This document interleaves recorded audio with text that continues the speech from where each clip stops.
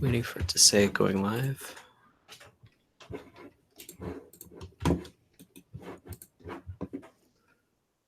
Let's see. All right. Looks like we're good. All right. Nothing special here in terms of the introduction. I still don't have a practiced introduction. I think this is episode 25 of this little series here. Today's guest is named Narwhal. Why don't you introduce yourself? Hello, I'm Sith Narwhal. I'm a different version of the usual Narwhal, and I have a special announcement too. I'm releasing my own cryptocurrency. It's called Narwhal Coin. And how is Sith Narwhal different from the usual? Sith Narwhal gives usual Narwhal really bad advice in the mirror, just like that meme, you know, with Kermit. Well, then I guess we can look forward to a nice dark conversation. Yes. You're an artist, writer, creator, publisher. What are your talents? Yeah, so I it's pretty much just making comics these days, but I write them and draw them and color them and letter them all myself. Like I kind of like comics for that reason. You know, when I was a kid, I'd like fantasize about being a movie director, but I've drifted more and more towards comics because I just like is it a misanthrope when you don't like people? I'm not exactly like that, but I've realized you don't have to rely on people with comics. You can just rely on yourself. So I really like that about it. I see.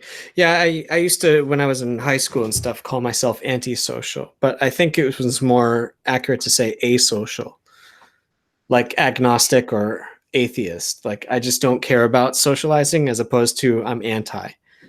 Yeah, I can feel that. Like, what's it even called if you're an extrovert or introvert? And like introverts can actually be really social, but it's just that it drains your brain, and to regenerate, you need some time alone, just chilling. I'm definitely kind of like that. Like I can have fun with people in public, but like I can't do it endlessly. It kind of drains me a little bit. Mm-hmm. Do you find that doing live streams and stuff also drains you? Yeah, actually it does a little bit, but I like it a lot. I've learned to like it more and more. And as I get a little better at it too, because I kind of started jumping into it real hard almost a year ago, but like last October or so. And it was kind of right around when Malin and Ethan, one of them, they were giving that big speech about grab an oar, you know, and it was a hashtag for a while.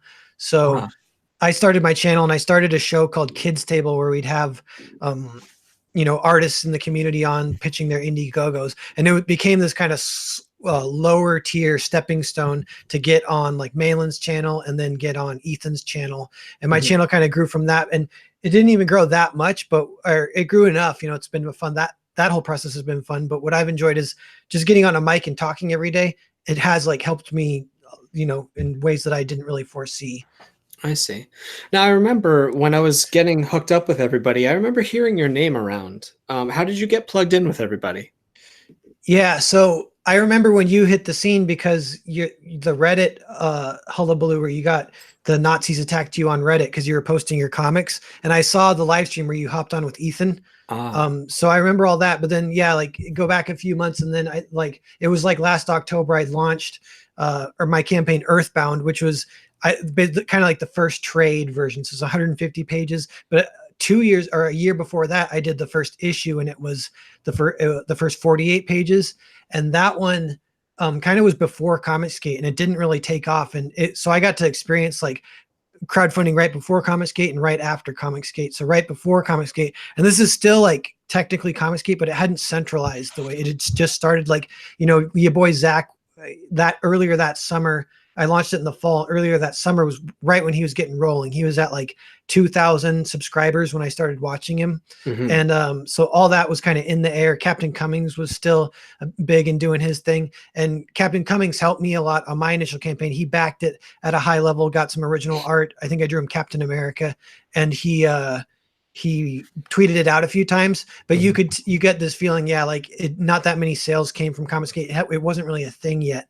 And a lot of that campaign, it was kind of old school crowdfunding where I was asking / begging friends and family and kind of going around on Facebook, direct messaging people. But then cut to a year later, it wasn't like that. But what happened was I still got kind of lucky, or however it works. But I was drawing like about 3 or 4 months up to my campaign. I had one little plan. My plan was to draw a bunch of fan art for people to kind of get into the community that way. And I had drawn like Red Rooster and Jawbreakers, some of the bigger ones would grow I would get some more followers that way, and Yeah. you'd get your campaign retweeted by your boy Zach was still on Twitter at that time. I eventually got a few retweets from him, and he backed the campaign. He said something like, I like this art style, or I find this art style compelling, something like that. But Ethan saw my Cyberfrog fan art, and he was just starting to do like Comicsgate Live and letting people on, and it was just kind of on a whim. I was one of the ones he kind of just picked me on a whim that night, sent me the link, and he's like, "You're in. We're going to change your life," and put me on. Sure enough, it goes up. Like the campaign shoots up, successfully funded, and like I know shot up like 5K or something in 24 hours, and I'd never experienced anything like that in my life. I definitely felt like what do you call it? Imposter syndrome. And if you do the math on the dollars per hour, it's like nothing I'd ever heard of, because then I got to go to my job at the deli. That's like my day job. And those hours have been less and less though. This summer, I'm just working there 8 hours a week. Even it's almost just like just doing it at this point to keep like something on my schedule to get me out of my office, my like bedroom / office, get out of the house. Mm-hmm. But yeah, so that's kind of the story, the quick story. That's a good thing to keep you grounded. I mean, doing comics, never going outside. I've been having that problem lately. I have to make myself go outside, and I have to think of excuses to go on walks and stuff. Do you find, what's your drawing schedule like? Are you working on the book now still, or is it finished? Yeah, I'm working on the next book, so I'm still drawing a lot. But as kind of through Comicsgate, I almost I don't know if I'd say I bit off more than I can chew, but I got wider and wider, like little fingers and projects, a couple collaborations and stuff like that. And so it's kind of diverse what I work on each day. And then it kind of slows down the production on some things. And there is danger of a little bit of like burnout. That happened to me in May, like right around my birthday. I turned 33, and I took a month off drinking, so I was extra productive. And then at the end of that month, I was like, oh, I'm kind of burned out. So I took 2 weeks off and I just wrote. So I was writing like a project that will become a thing in the future. So I got to set time aside here and there for writing. But that was kind of like a break. So I didn't have to pick up a pencil and draw for like 2 weeks. And that I was able to recharge my batteries. I visited my parents and just hung out and watched TV and Netflix for a week. Saw one friend and stuff. But yeah, go ahead. Sorry. Oh no, a pacing I found. I mean, doing especially a long book, you said 150 pages about. That's very much a marathon. You have to be able to pace yourself, or you're going to face the wall, I guess. Definitely, yeah. It's a little more of a danger because you can find if say you're in a position where you're like, well, I only got 10 pages left, and then you're like, well, let's power through and do them all 10 of them this week or something, and that would be a real productive week. But like it's not always like that because you don't always have 10 left. So playing that card too soon, you don't necessarily want to do that. Like crunch time for video games, Yes. Did you ever, is this your biggest project to date? Have you done anything like it before? Yeah, pretty much my biggest. I started writing it when I turned 30. No, I started drawing it when I turned 30, and I've been kind of working on it part-time since then, just here and there. And I started writing it when I was 27. And it was the first script I wrote that was like I thought was decent or good, because I'd written a bunch before that, but none of it was that good. So when I looked back when I was 30, I was like, all right, I do have something that's worthy of being drawn, so I can jump into this. But right when I turned 32, I got my first actual real job in comics, and it didn't last. It's like how comics work, but so it was just this one big commission for this 150-page nonfiction graphic novel about this medic in Afghanistan, like deployed in Afghanistan, called Machete Squad. In fact, I think I have a copy. It's like the printer sent me copies of it, so I can hold up here, I think. But so this one, like I did it all in a year. That's kind of how I got the job. They're like, can you draw and color and letter 150 pages in a year? And I was like, yes, even though I didn't necessarily know if I could. And so I got that job. But then when it was over, it was over. And that's why it timed out good though, because then 6 months later, Comicsgate was enough of a thing that I was able to kind of support myself part-time with that. But for a year, I was pro artist working on this full-time. And I would, like we were saying, an excuse to get out of the house. I volunteered. I lived in Seattle at that time. And I just volunteered at this like kids tutoring center. It's kind of like Boys and Girls Club. But so I did that once or twice a week for that year. So it's always good to have something to get out of the house. And if I didn't have a part-time job, I'd probably just volunteer. That's really good. It's kind of like I guess creatively speaking, you need to be able to fuel yourself. If you're always outputting, you're going to exhaust yourself. So I even just going out to the theater, watching a movie, reading lots of books, that kind of thing refills you creatively, I suppose. But also things like volunteering, it sounds like, refills your spirit almost. Yeah, I agree. And yeah, even the deli does that for me. And it's a little different at the deli at full time. I hate it and it crushes my soul. I did that the summer before Comic Skate and I was like, oh, I got to figure something out here. Can't stand this. But then at part time, I like it, especially at 8 hours. And I kind of really like it. I get to see everyone, say hi.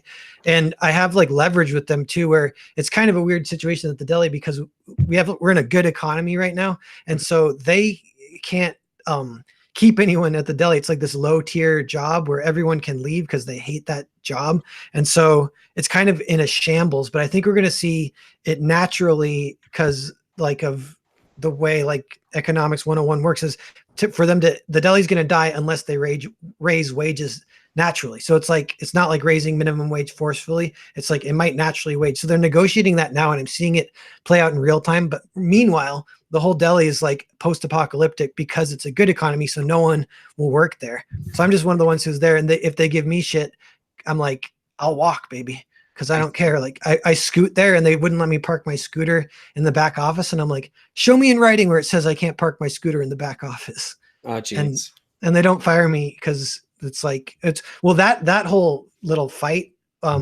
honestly, it seemed like we got through it with my boss and it seems like we were closer after getting through a little fight because they knew some boundaries for me because I was kind of pissed because I was thinking like, this is my transportation. This is how I get from point A to point B.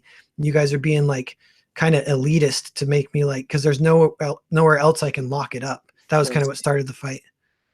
I have a suspicion that for guys, they actually bond through fighting, and that's why they fight so much.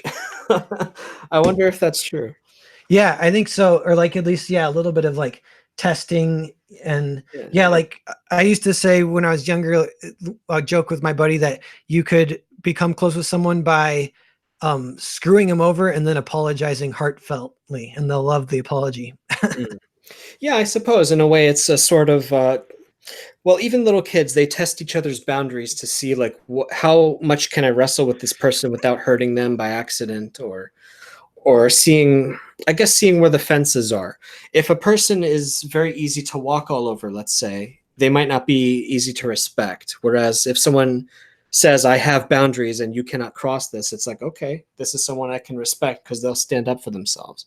And therefore they'll stand up for me maybe. I wonder if it's a guy thing, girl thing. I don't know. I wonder about these things, but yeah, eventually that happens. Like in any situation, someone will kind of draw the line. Even someone who's like soft-spoken and normally doesn't stand up for themselves, you can even kind of push them to the limit. That's definitely a lot of thing that kids do for sure. Yeah. Not on this subject at all, but I was looking through your Indiegogo, which again is called Earthbound for anyone listening. You mentioned that your influences are European manga, or European and manga. What are some of your favorite titles and artists? Yeah, good question. I got kind of two that I say right away that are European. Is this Italian artist named LRNZ or like pronounced Lorenzo, and he has one graphic novel as far as I know, and it's called Golem. And it's funny. I actually don't like the graphic novel as much as I like his art. I just love his art. It's like some of my favorite. And but he's both him and the other one's Bengal. So Bengal, he's working for Marvel now. I think he's working with Rick Remender, I think. But before that, he did a bunch of European stuff, and that was all really good. But he did one that he wrote himself too that I own, and I forget what that one's called. It's called Lumine. So Lumine and Golem are both by these guys, and it's kind of funny that it's a little bit more like maybe that example that sometimes writers should work with artists because writers aren't the best writers, But I don't know, like both those books like weren't necessarily the greatest as far as the writing goes. I'm afraid I don't know too much about European comics. It's hard to find around here. How did you come across these guys?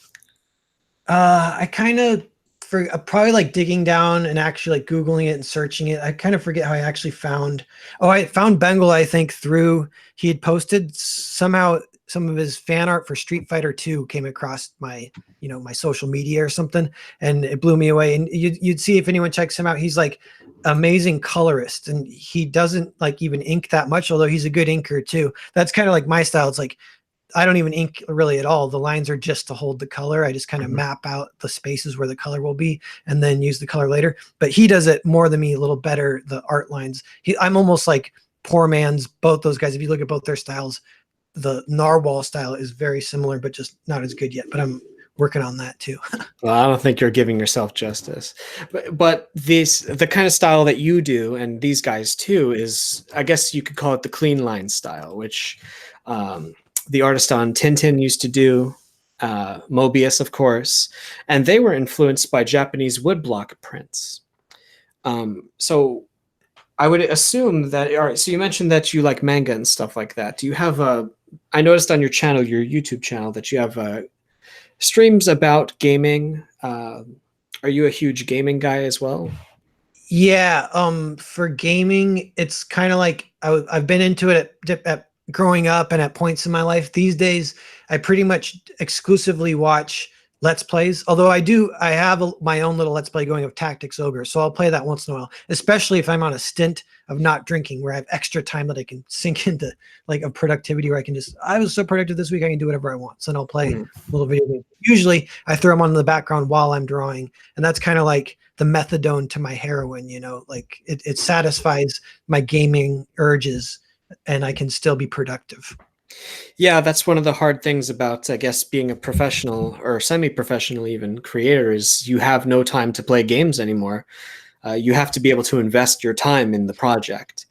Totally. And that's it. That is like a big thing that I'll kind of separate if I'm ever talking to a student, or I might honestly might like judge them a little bit if they play too many games. I would think like, oh, you're probably not going to be overly successful in your career if you're playing tons of games. Like, I lived in Arizona for a while, and I lived right next to this art school. It was a private school, so it's kind of like Art Institute is in Washington. And the kids there, they all just played so many video games, and they weren't that good of artists, and they were all going into like $90K debt. Now that's kind of big national discussion about this college debt, but that's when where I like saw it, right in front of my face, where I was like, wow, these kids, they're going in such debt. And there was one kid, he hung out around there, and he had graduated there like 2 or 3 years prior. He never got a job because, yeah, he wasn't that good of an artist. Again, he played tons of video games also, but he said his phone was ringing constantly from debt collectors, so he just didn't answer his phone anymore. So he just didn't use a phone. I was like, wow, this is so weird. There's a lot of things to ask about that.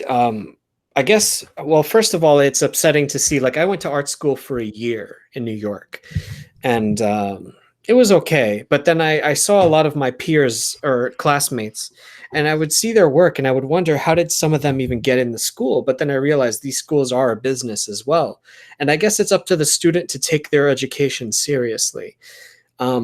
It's very tragic to think that someone would go to an art school and not study, especially a profession where it's about following your dream of being an artist, I suppose. Yeah.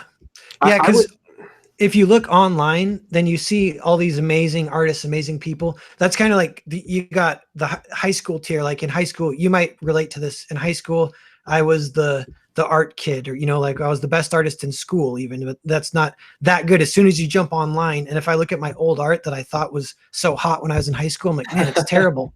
And online art is so much better. All of a sudden you're competing with like everyone in the world. And yeah, it's scary. But especially as a young person, it's important to take it. I mean, there's something called the 10,000 hour rule, right?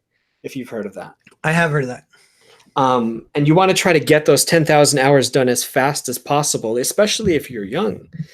So then by the time you debut, let's say maybe in your early 20s or something like that, you're able to hit the ground running.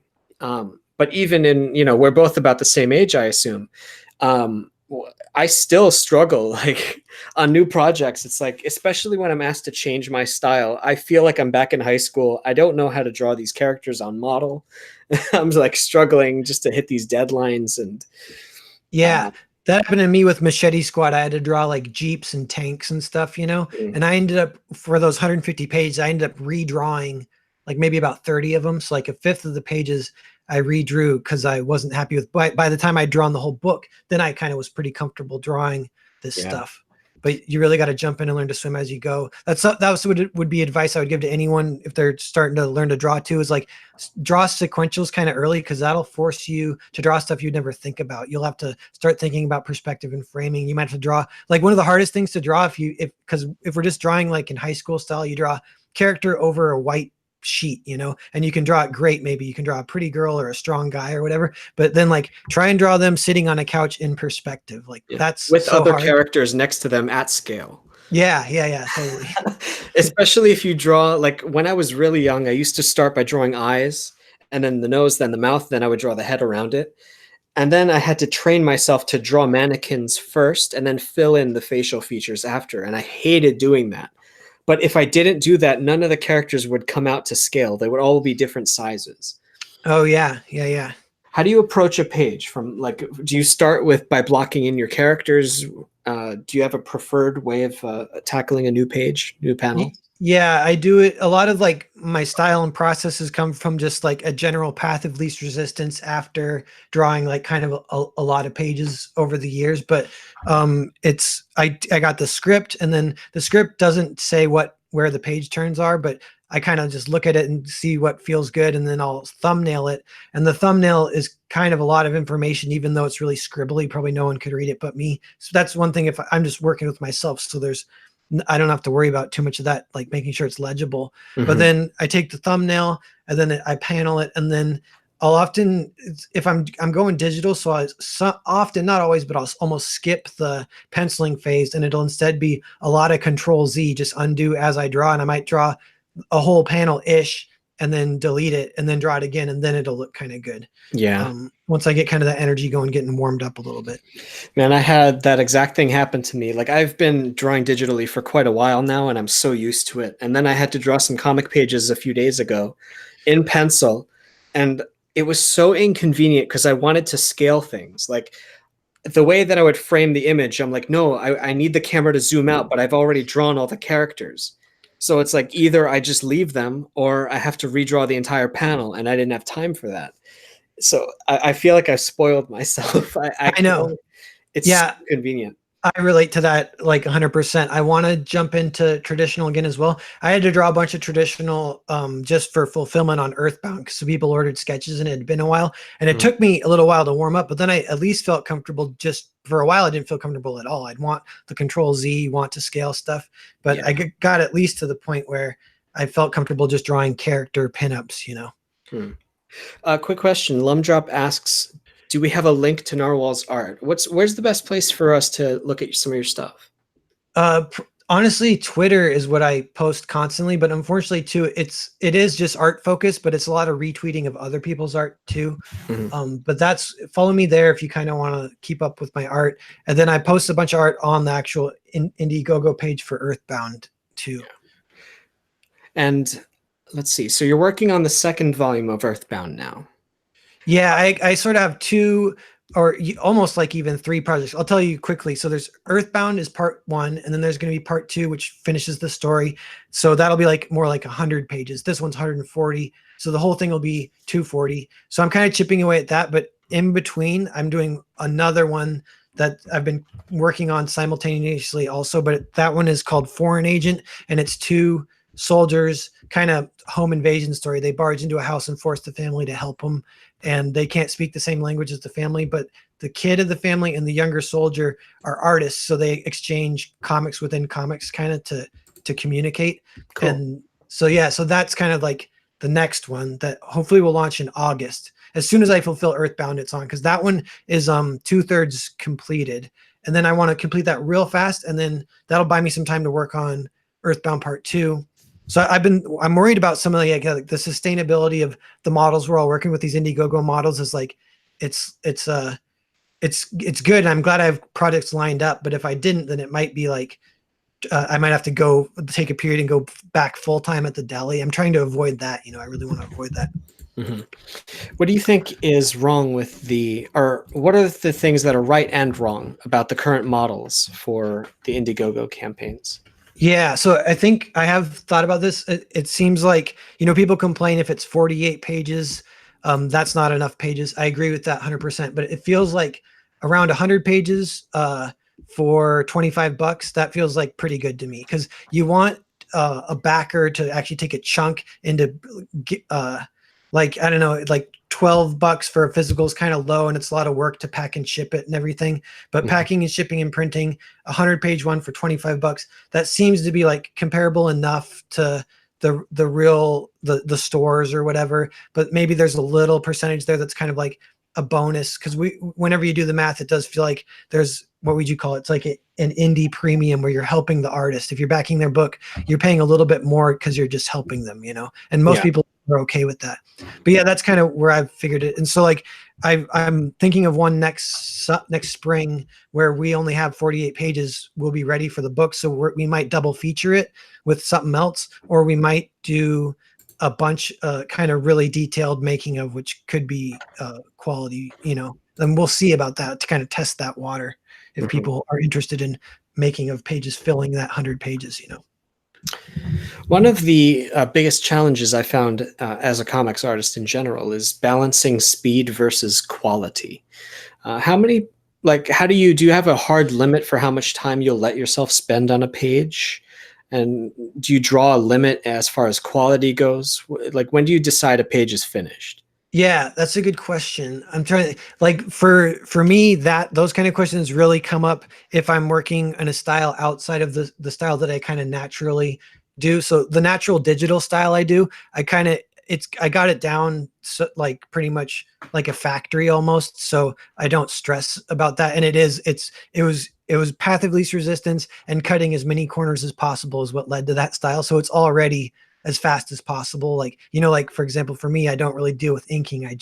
My lines just hold the colors and I almost skip the penciling stage now. So it's like, I can do a page in like maybe, well, 6 to 8 hours. I can do a page. So some days I can do, if it's a slightly smaller page, I can do 2 pages in a Mhm. day.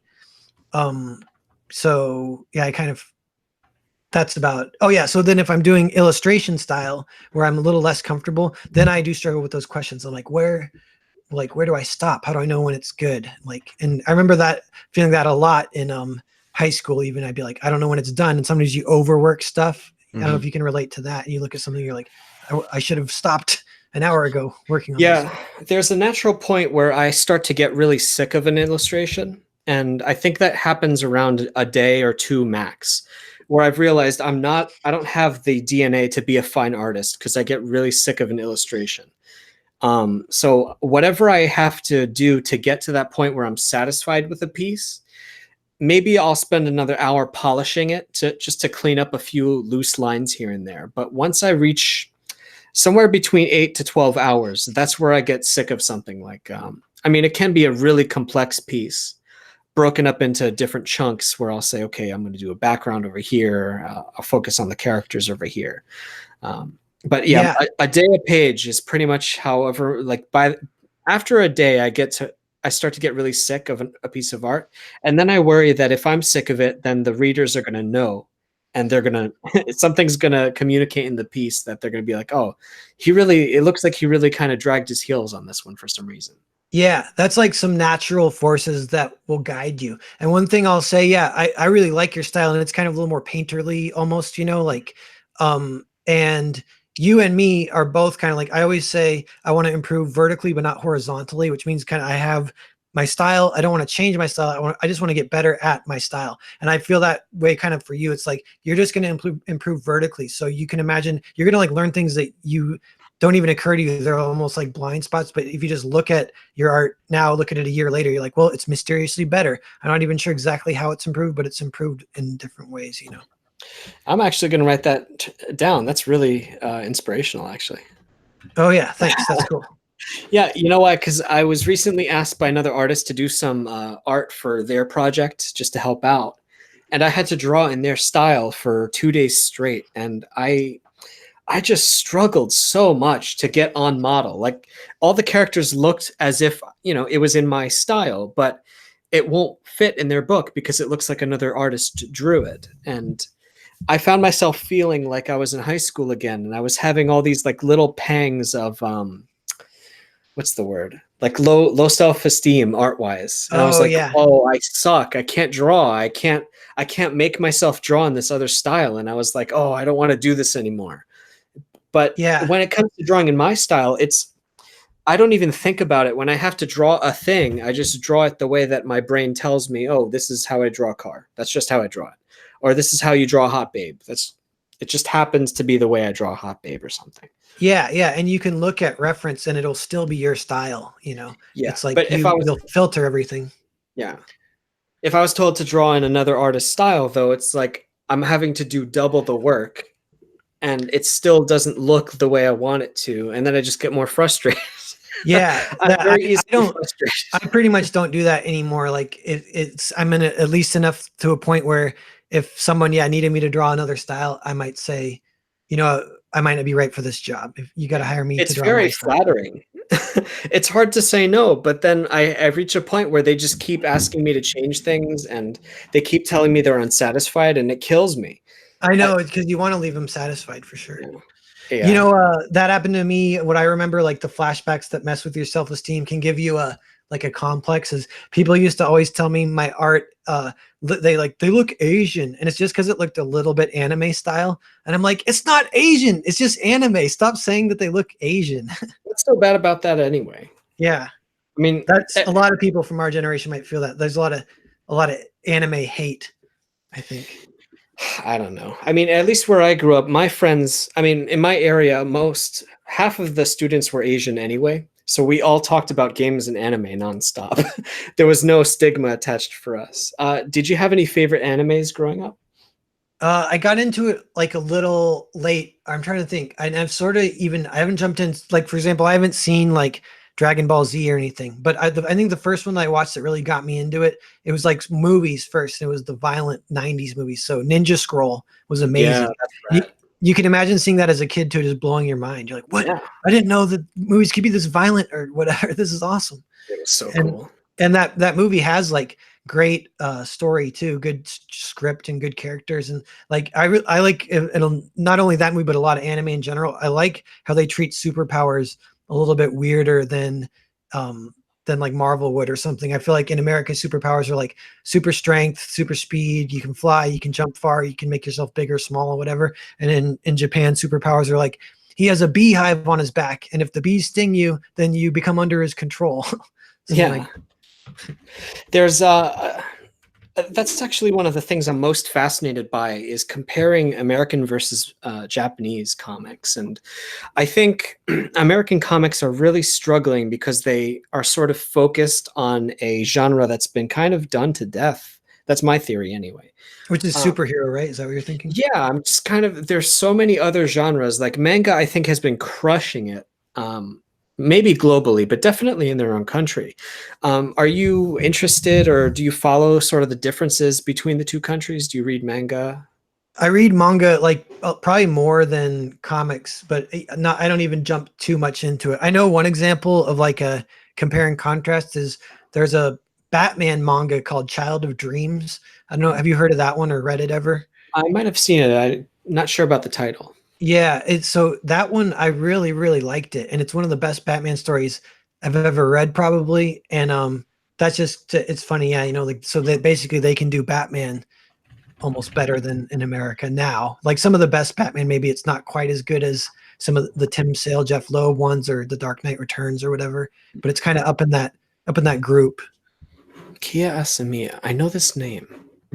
But that one, it's funny because the particular style of the appeal of that anime, huge noses, and I took a little getting used to. I kind of had to forgive it because it's like honestly, I don't like how all these characters have giant noses, but I'll get Hmm. over it. Yeah, aside from the different ways that they draw, I appreciate. I mean, the storytelling style is very different. I think if you look at a sort of DNA chart of where comics and manga split, I think it happened way back in the 60s with Osamu Tezuka and those guys. They followed the black and white silent film era. They went in the direction of black and white film, which is more cinematic.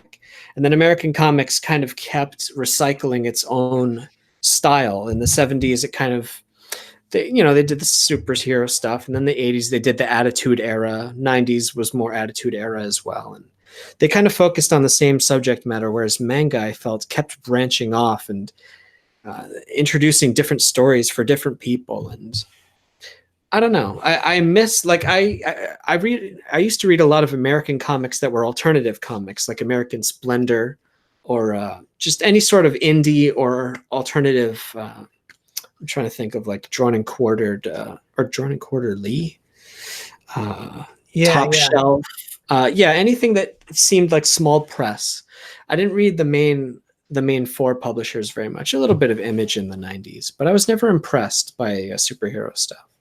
Yeah, me neither, really. Although I would actually catch it just through TV. Like, I was obsessed with the X-Men TV show growing up, but I didn't read the comics that much. Mm. Yeah. What do you think the future of, I mean, considering a lot of indie people are getting their breaks through Indiegogo and all that stuff, and the indie market that we're forging, all of us together, do you think that we're eventually going to grow to the point where we're going to challenge, or are we challenging the big cheeses? Yeah, good question. So I think a couple of things are going to happen. My take for now, it's optimistic because it might as well be. But one is, I think, like Ethan as the tip of the spear, he's going to grow into other stuff, like, kind of, it will be kind of like Spawn. So he's going to be doing video games, toys, board games, movies, animation, like cut to 5 years or something. So it might take a while, but that's going to expand it a lot. And it's going to empower him a lot to empower us, just how like the rising sea raises all ships, whatever. Mm-hmm. And I think, what was I going to say? That I don't know, I forget. But but yeah, Ethan expanding almost like Todd McFarlane did. And then for everyone else, it's kind of, we want to expand markets as much as possible. So Ethan's bringing in Star Wars.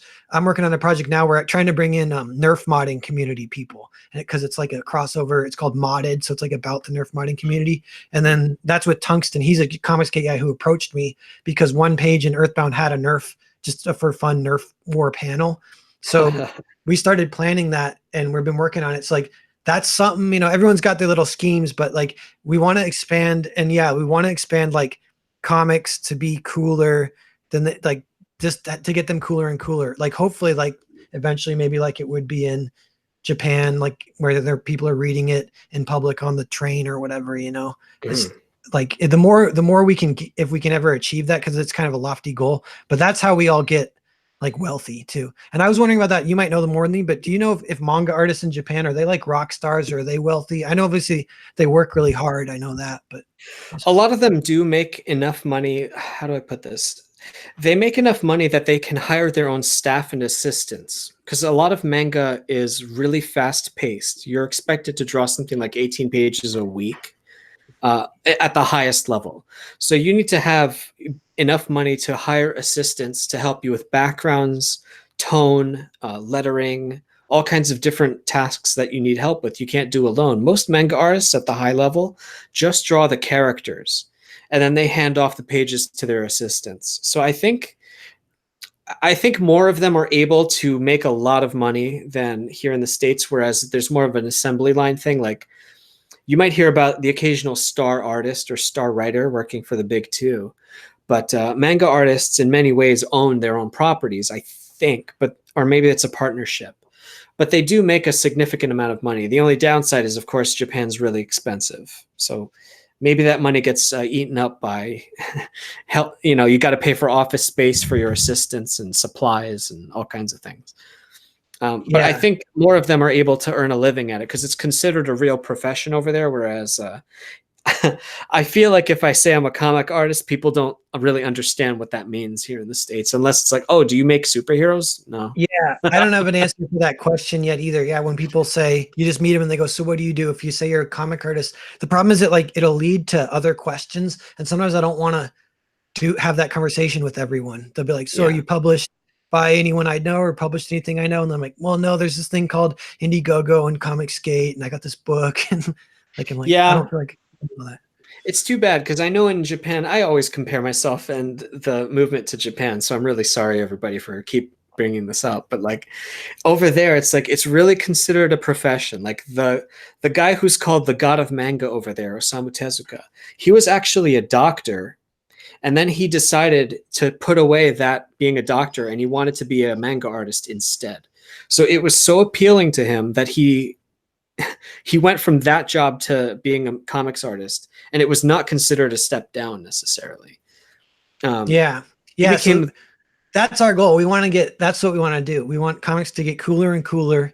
We'll inevitably make more money. And the ways to do that are to kind of expand new media, new groups of fans. And I don't know, everyone just got to stick to their guns too, making cool books and everything. But yeah. definitely the books aspect of, how do I put this? I think Peter Samiti is setting a good example because he's trying to get the books into basically anywhere that you can, like Dollar Tree was talking about, Walmart, all those places, for his publisher, Alternate Comics. I like the idea of also catering to a younger audience to get them on the entry level into comics where they can only afford a book that's $1.50, let's say. Whereas the kind of stuff that we're making on Indiegogo is generally pretty expensive, and small print runs can be very expensive. Whereas Alterna's books are very cheap to publish. The only downside is they don't have, well, you know, he's talked about this a million times. Newsprint is actually not as bad as people assume it is, and someday I'll Yeah. be looking into that. But the only downside to the newsprint is that I don't know how many copies I would have to sell to be able to earn a living, to be able to keep making books. It would have to be in the thousands. Yeah, yeah, it's weird. Like that model, that there's a way to do that, or yeah, because no matter what you do, if you think of it as a reader, it's kind of expensive. Like reading manga, if you don't do it through the library, then it's like 15 to 20 bucks per volume, and the whole story will be like 20 volumes. So it's like a lot of money, and not everyone can afford it. But with Comicsgate, I think they were calling them whales. So there are people with sustainable income that rejuvenates every week or every month, and they'll spend a lot of their for fun money on comics. So their budget will be 200, 300 bucks on comics a month. And these are like doctors or whatever, there's a bunch of those in Comicsgate, and they support everyone. And it's lucky that Comicsgate has those people kind of forming this base that's kind of this cement base that's holding everyone up. But yeah, we want to expand it more and like see if we can get the price down to expand it to more people or whatever. But I kind of like the model if it's like, like 150 pages, like a trade. Because sometimes floppies annoy me because you can read them in 20 minutes. It just feels weird. The story can't even, not that much can happen. That's Although true. saying that too, I know in the 90s, they did kind of master having some good stuff happen in 20 pages. Yeah, it is a challenge. Even doing my own stuff now, I'm used to long form comics like graphic novels. And I couldn't even sell one issue of my book. I had to sell two to make sure that enough story happened that it would be worth people's time. And then, you have to put in hooks to make sure that they want to come back for the next issues. I guess that's going to be one of the biggest challenges going. I mean, Comicsgate and the indie movement has really only faced this renaissance for the past couple of years. I think, wasn't it started around the time when Zach was kicked off of Antarctic? That was a couple of years ago, I think. Yeah, yeah. And it was even like a year before that, he was talking, he was being kind of the Emperor's New Clothes guy, saying what everyone was thinking and building his channel. So yeah, it's been like 2 or 3 years, something. It was like right around the 2016 election. Everyone was freaking out because of that. That was kind of a big part of it. I think Alana Smith sent out an infamous tweet saying like, if you voted for Trump, make no mistake, we will remember. Yeah, I do remember that. I was following Ethan's channel way back when, even when The Last Jedi had come out. He was still working with DC at the time. He didn't even leave yet, or he didn't announce it. And I remember following him way back then and thinking, as soon as he announced that he was doing Cyberfrog and he was going indie, I was like, wow, I can do this too. And I was kind of like watching, like looking for an opportunity. And I'm thinking like it's like we're drawing the map as we're going. Who knows what this is gonna turn into? Yeah, and both your boy Zach and Ethan deserve a bunch of credit for just balls, because a lot of people won't do what they did just because they're scared, because they prefer like, oh, I'll take my steady, even though there actually isn't job security, I'll take my steady Marvel check, steady DC check, rather than Yeah. foraging it in an unknown market. And Ethan and your boy Zach are like, yeah, no, let's give this a shot. And they both are reaping the benefits, obviously, kind of like they say, I don't know if it's like getting in first, basically, or they say, I've heard them say, you don't always want to be first, but you want to be the first really good one in a new market to kind of I take it see. all over. But Well, yeah, yeah, they're definitely the trailblazers that all of a sudden everyone's, well, I just call it the new indie market because like we're sidestepping a lot of the, let's say, for instance, the only expense that we have to pay really is shipping and printing. We're not giving money to distributors like Diamond, and I want to work with retailers, but they take a huge cut as well. yeah. Do you ever see your books, or what do you think are the obstacles to getting our books on store shelves right now? Like, I know the LCS market is not doing good. Is that? Yeah. Yeah, I don't know. It takes like someone like Peter Samedi, but everyone could do it for themselves, or you can try and working with him. But I'll tell you two things quickly is when I lived in Seattle, I did a pilgrimage to Fantagraphics, which is this international famous comic company. And they're kind of more artsy fartsy stuff. I forget, they might have published Mouse, but a lot of like really good artsy fartsy books they publish. But they're just a house. I didn't realize that. I went to their company and it's just a house. And that's like Peter Simony, like his company is just a house. And it's him mailing out books 40 hours a week is like his job. And then on Yeah. top of that, he does other stuff and he'll do a little comic creating. So like anyone and you could hire, helped with that too. And then you can do other stuff. But all you need to start a comic company is you got to take shipments of large amounts of books and then reship them out to retailers or whatever. That's kind of like what a comic company is. I figured that out. So we can all do it if we want. And that's what we're doing on a smaller scale. Indiegogo ships them to us. We ship them directly to the customers. But like, yeah, if you could add just like a comic shop to that list, if comics want to buy in bulk 10, you ship them 10. I'm sure there's no reason we couldn't do that.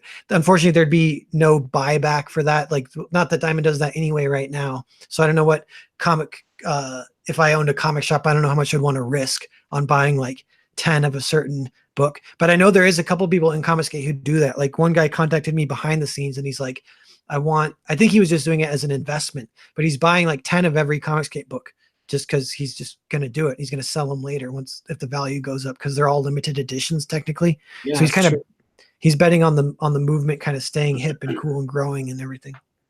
That's interesting. I know a lot of, well, when I was younger, I would self-publish some of my own books, and I would do something called selling the books on consignment, which meant that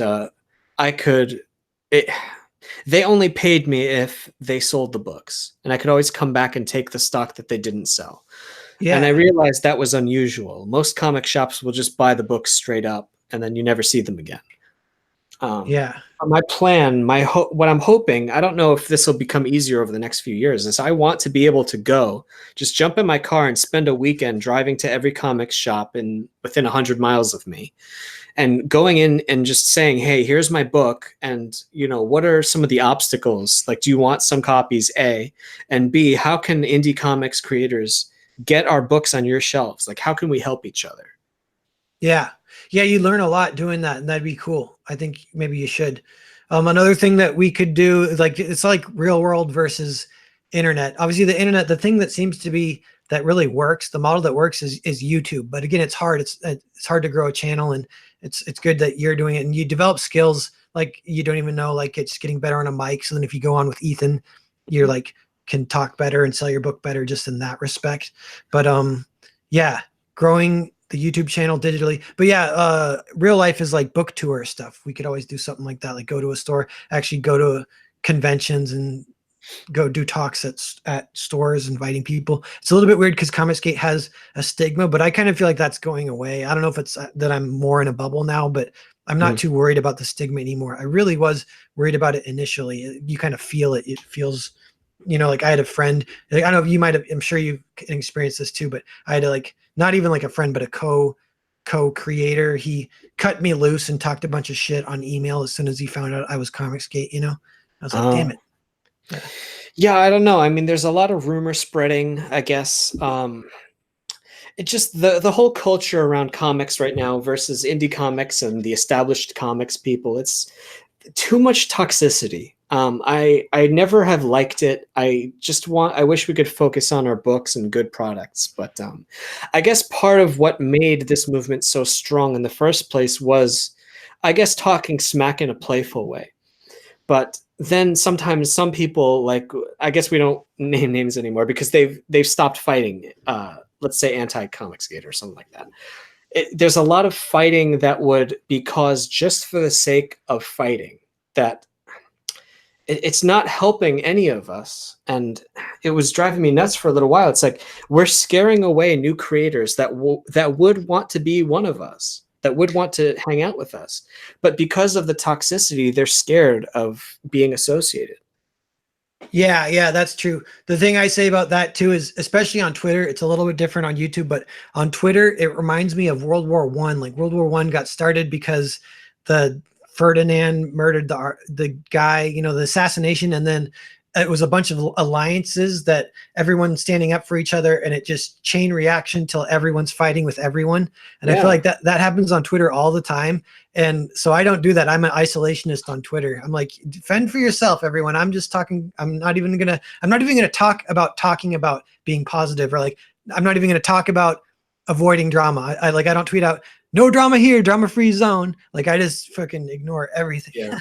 That's probably the wisest way to deal with it. Because really what I think some people want, have you ever heard of Hardcore History, the podcast? Yeah, I love that podcast. Oh, okay. Yeah, because what I know about World War One was because of that, especially. I think there was a one called Blueprint for Armageddon or something like that. Yeah, I need to listen to that one, actually. Oh, that was so good. That was the World War One episode, or the series. And how he describes it is horrific, like you just said. One guy gets assassinated, and then everybody jumps into this world war thinking, it wasn't even a world war at the time. They're like, oh, it'll be glorious, just like all our ancestors. We'll have fun. We'll make heroes of ourselves. And the next thing you know, millions and millions and millions of people are dead. And the whole world map is rewritten. Yeah, because they didn't know about the machine gun or whatever. Yeah, and the only reason the war stopped is because we ran out of people to kill. They took a few decades off, and then they resumed it. Yeah, that's crazy. It's but yeah, if anyone's listening, definitely look up Blueprint for Armageddon on Hardcore History. It is my favorite podcast, actually.